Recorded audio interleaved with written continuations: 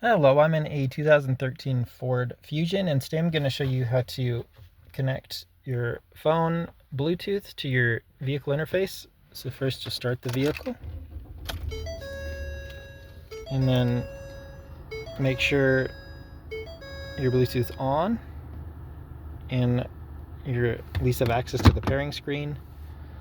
So then from here, we'll go to Phone, and then we're going to scroll down to connect Bluetooth device and hit OK. And none of these are mine since I haven't connected to this car before. So we are going to go back. So phone, and then we'll go down. Set primary. Now we want Bluetooth on. So I might need to clear out some space since there's already a lot of phones, because there's a max number of phones. So I'll just delete all the devices. Delete all, yes. Send it. There we go. So add Bluetooth device. Press OK to begin pairing a device.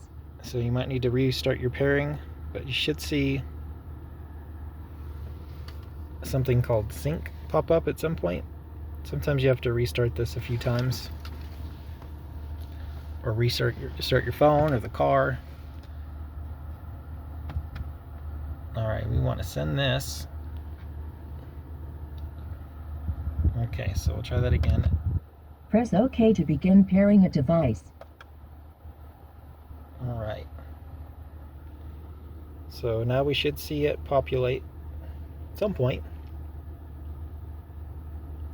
And again, sometimes you gotta restart, but that's okay.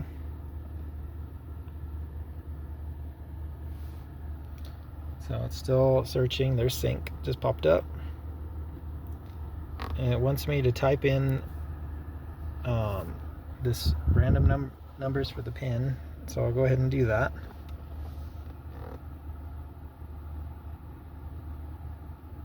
Usually you don't have to do this for vehicles. Usually it's something simple, like it says 0000 or 1234, but that's it. For your safety, please stay alert to changing road conditions and use Sync's voice-activated features while your vehicle is in motion.